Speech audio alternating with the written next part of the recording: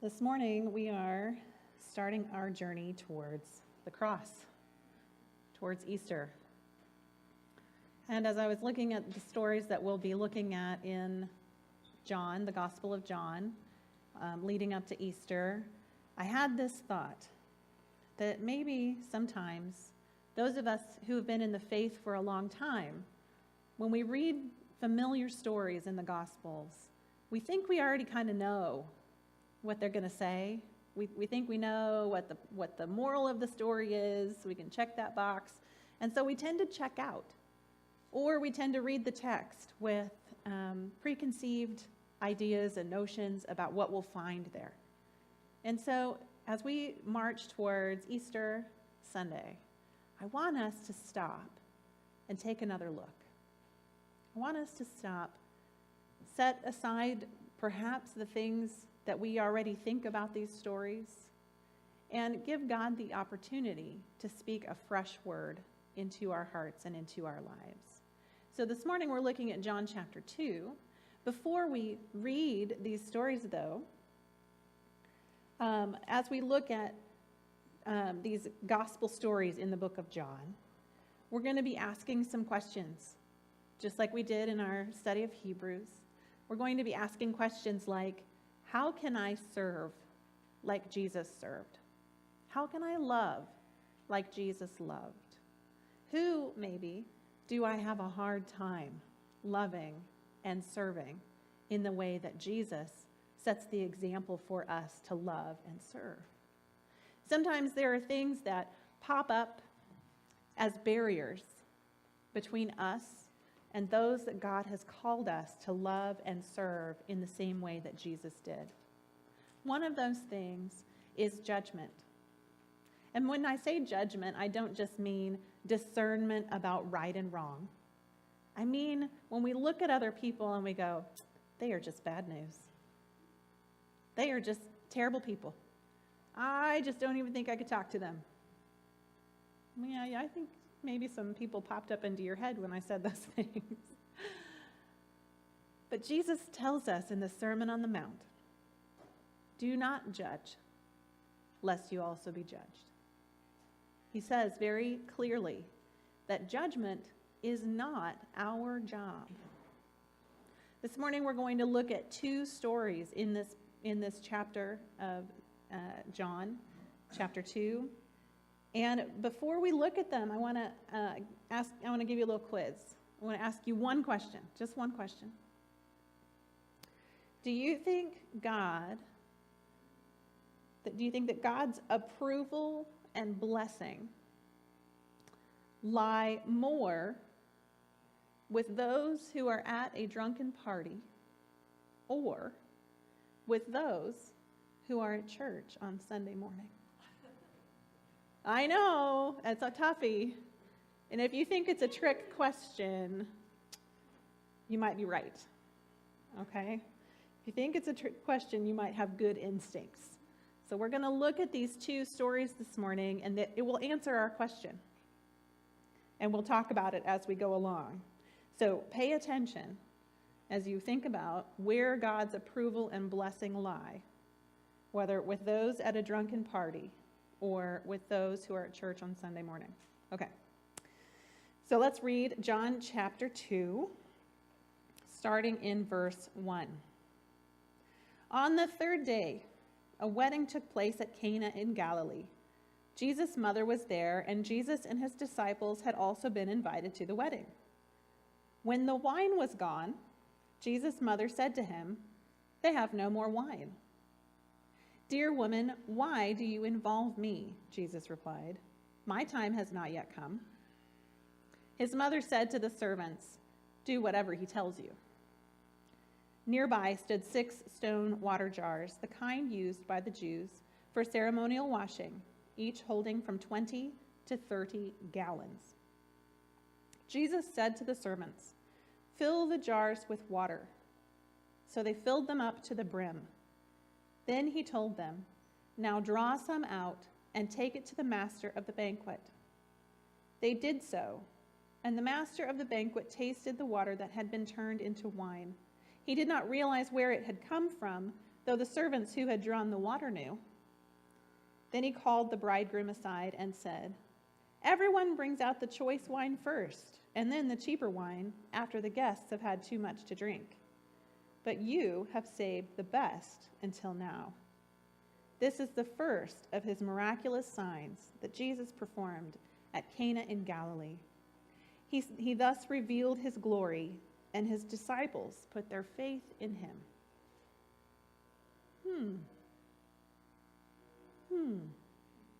Here's what happened in Cana. The wine ran out. And that was a big problem at a wedding. That's a big problem at a wedding feast. And the host would have been terribly, terribly, terribly embarrassed. It would be like if we had a wedding reception and we ran out of cake before half of the guests had had their cake.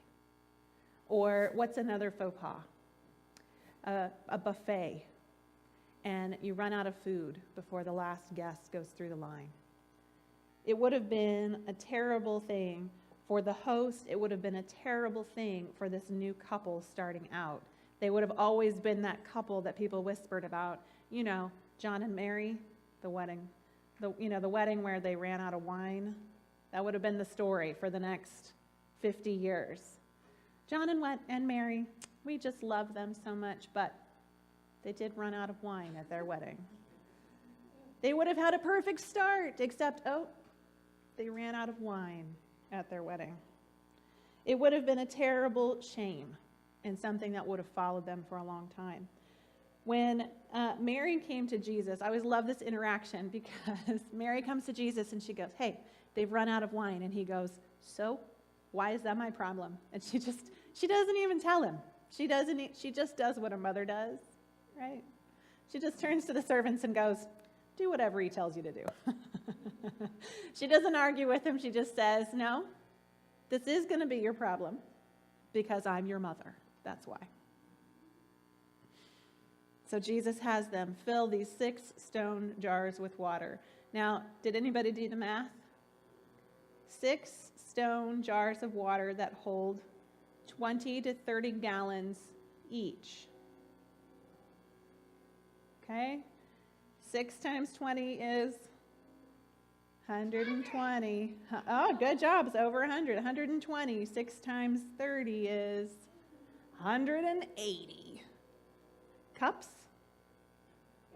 Gallons.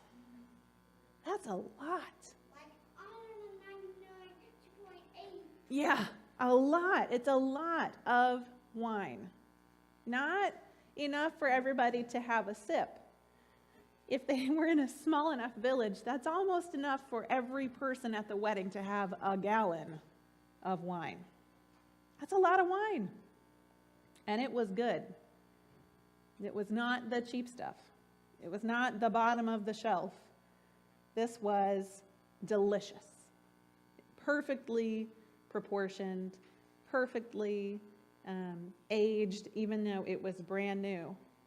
They drew some out. They took it to the master of the banquet.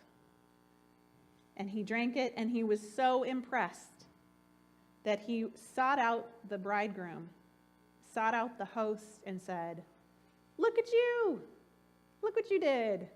Usually, when everybody's already tipsy and can't tell the difference, that's when they bring out the cheap stuff. But you have saved the best wine for last. Jesus produced wine that brought joy to this party. He made wine that was in abundance, probably more than what they needed for the rest of the wedding feast, probably enough for that young couple to take with them, maybe even enough for them to not run out of wine for the first year of their marriage. He created something to bless them. It's the only reason why, just to bless them. Sometimes we think that God only fulfills our prayers if it has a practical application. There was no practical application here. Jesus did it because he was serving his mother. He was serving the host of that banquet. He was serving the people who were there. The question here is not what was the practical purpose. In Jesus, his actions, his question was, how can I serve?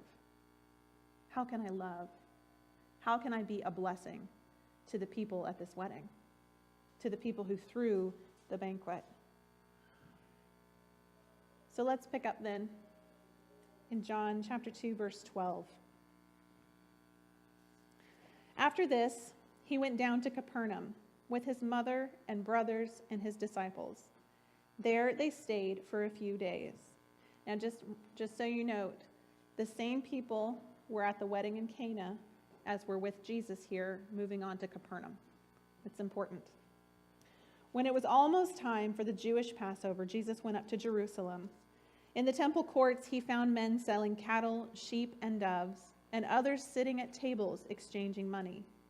So he made a whip out of cords and drove all from the temple area, both sheep and cattle. He scattered the coins of the money changers and overturned their tables. To those who sold doves, he said, "Get out of here! How dare you turn my Father's house into a marketplace?" His disciples remembered that it is written, "Zeal for your house will consume me." Then the Jews demanded of him, "What miraculous sign can you show to prove us your authority to do all this?" Jesus answered them, "Destroy this temple, and I will raise it again in 3 days." They replied, "It has taken 46 years to build this temple, and you are going to raise it in 3 days?" But the temple he had spoken of was his body. After he was raised from the dead, his disciples recalled what he had said. Then they believed the scripture and the words that Jesus had spoken. Now, while he was in Jerusalem at the Passover feast, many people saw the miraculous signs he was doing and believed in his name. But Jesus would not entrust himself to them, for he knew all men. He did not need man's testimony about man, for he knew what was in a man. So we go from Jesus producing gallons and gallons and gallons of really good wine for a wedding feast, to Jesus entering the temple and driving out those who were selling sacrificial animals and those who were changing money. It doesn't really fit with our preconceived thoughts about where God's approval and blessing would lie. When we look at these two stories back to back, we see that Jesus brings his blessing, his love, and his attitude of servants to those people at that wedding in Cana. Wedding feasts at that time lasted 4 days, maybe up to a week. When they ran out of wine, people were not just finishing their first glass. It's insinuated that they had already had enough to drink, that they had already had, perhaps some of them, a little too much to drink. And yet Jesus produced wine for days and weeks to come. When Jesus walks into the temple where you and I might assume his approval and his blessing would lie, out comes the wrath. Out comes the whip of cords. Out comes the man who says, "How dare you defile my Father's house? How dare you turn what is meant to be a place of prayer and worship that invites all people in? How dare you take that and turn it into something where you exploit the poor, where you extort those who have traveled long distances to worship God, where you put barriers between those who would follow God and the place where God dwells?" When Jesus cleansed the temple courts, it wasn't just a matter of they were doing the wrong thing. It was their heart. It was their heart. We're told in Scripture, human beings look at the outside, but God judges the heart. It certainly seems to show in these two stories. Jesus looked at the hearts of the people at that wedding in Cana and knew that they were there to celebrate a good thing. He looked at the hearts of those who were in the temple and knew that those who were selling sacrificial animals, those who were changing money from the coinage of the empire into the coinage of the temple, that they were out for themselves. They were out to make a profit, and they didn't care if that prevented other people from worshiping God. See, what had happened was when the sacrificial system was set up, most people were agrarian. They raised sheep and cattle. They might have had crops, and they would bring a portion of those to the temple as their sacrifice. As the influence of God's people spread, and as people began to travel from further and further distances to make an annual trek to the temple to bring their sacrifices to the Lord, it became almost impossible to guarantee that the animal you left home with would still be alive, for one thing, when you got to the temple. But then you'd have to feed it, you'd have to get it water, you'd have to make sure that it was healthy and observe it for any defect but in that journey, in that time that you were journeying. And so it did happen that people would start buying sacrificial animals when they got to Jerusalem. Instead of bringing it with them, they would purchase one when they got there, with the guarantee that it had been looked after, with the guarantee that it had been certified clean and clear of defect. And so over time, the price on that just kind of crept up. That's what happens when there's a monopoly and there's high demand. Prices go up. Basic economic theory, okay? There was no competition. There was nothing to keep the prices down, except perhaps the good conscience of those who were doing the selling. When Jesus walked in and saw what was going on, it was obvious to him that the goal of these people was not to serve those who had traveled a long distance by providing them with sacrificial animals.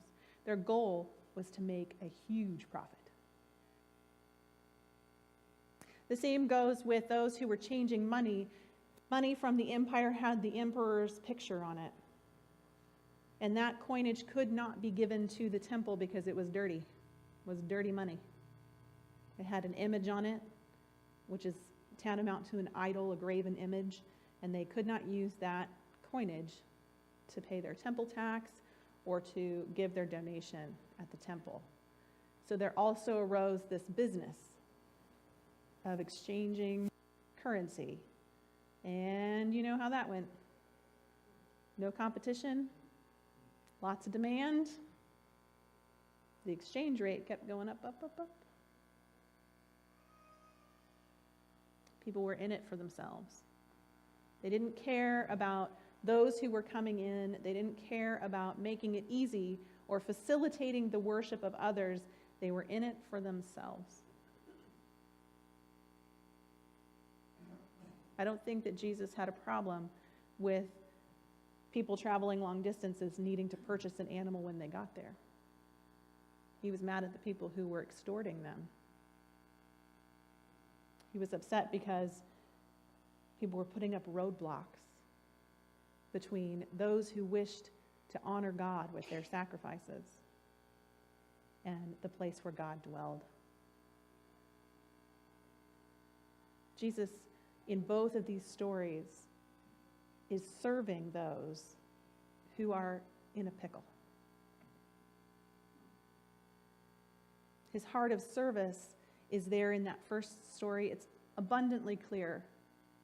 In that second story, it takes a second look to see what Jesus' motivation is.